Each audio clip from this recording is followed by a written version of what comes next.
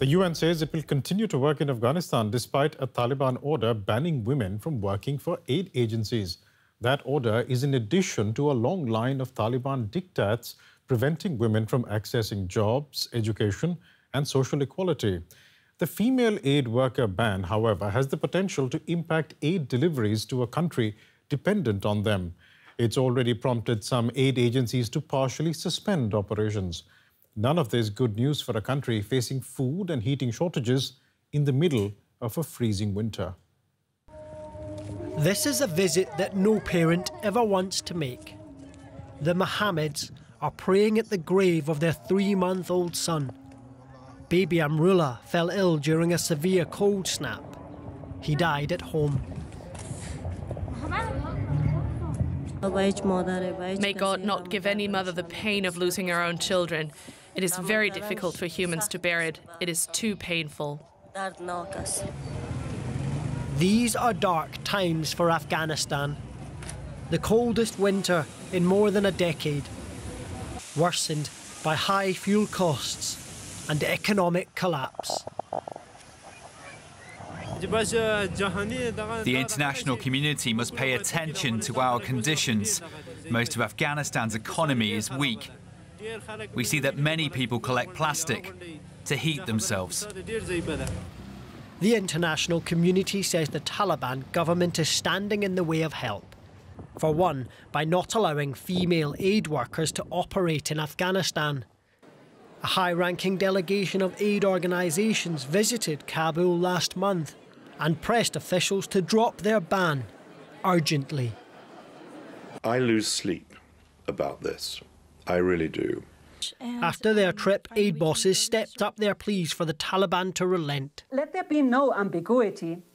Tying the hands of NGOs by barring women from giving life-saving support to other women will cost lives.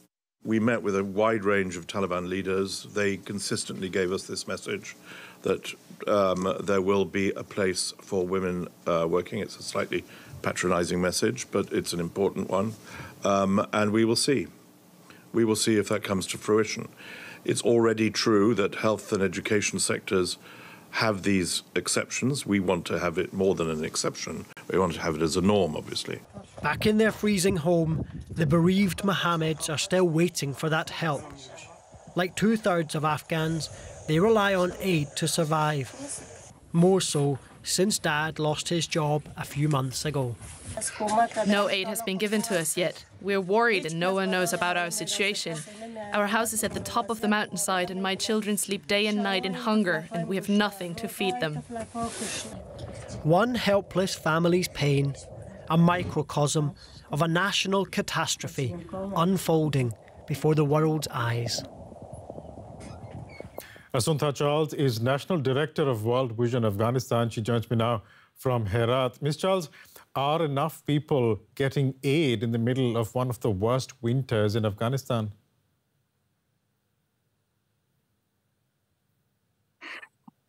Thanks for having me in this call. Yeah, that's a very tough situation, and the question that you're asking me now, because when I started in 2021, I was talking about 18.4 million people needing humanitarian assistance. Mm-hmm. Then towards the mid-2022, I was talking about 24.4 million. And today, I'm talking about 28.4 million people needing assistance. The numbers are constantly growing. The humanitarian crisis has really become a huge challenge for Afghanistan. And is this challenge made worse by the Taliban's ban on women aid workers? Yeah, this ban has also made many of the international organizations to suspend our programs on the ground, because without female colleagues, it's also very difficult to reach out to the female beneficiaries. And this has made very difficult for us to implement our programs. You're right. It has affected us a lot. I really have to ask you this, Ms. Charles. I mean, as a female aid worker in Afghanistan, are you yourself being able to perform your role in the country? We have been continuing to be active in this country, and we have resumed some of our health and nutrition interventions based on the exceptions made under the ban. And we are doing restarted education programs. So we have not given up our hope. There are challenges, but we are continuing to reach out to the most vulnerable population in this country. So some of our activities continue to happen, which helps us to see that in spite of challenges, we can continue our work and make a difference in this country. You've been in this country for quite some time. Therefore, I think you're just the best person to help us understand this. I mean, you mentioned that the Taliban ban on women aid workers is having an impact on aid delivery. The Taliban knows that Afghanistan is aid dependent and female aid workers are crucial. Why ban them then? It's a kind of a situation where you have no answers for many of these questions. We are hoping that there will be a reversal of the ban. That's what we are hoping for, because everybody understands that women form nearly 54% of the population in this country. So it's more than half the population. So then they are very, very crucial for the development of this country. And we hope, and that's what we continue to advocate, that this ban can be reversed. And I hope we can see positive changes. That's what the UN is saying as well. Ms. Charles, what do aid agencies in Afghanistan need right now to be able to reach the maximum number of people?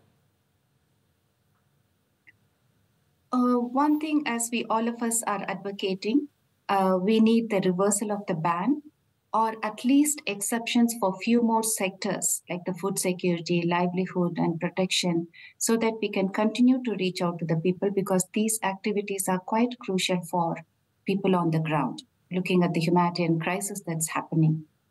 And secondly, we also want the donors to be patient with the existing situation. The moments are challenging, but this is not the right moment to give up Afghanistan and the people of Afghanistan.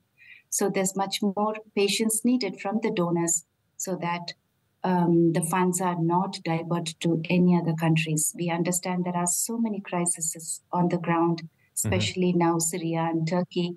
So this shouldn't become a kind of opportunity for donors to divert funds. They have to stay with Afghanistan. Ms. Charles, it's always inspiring talking to you. Thank you so much for your time today.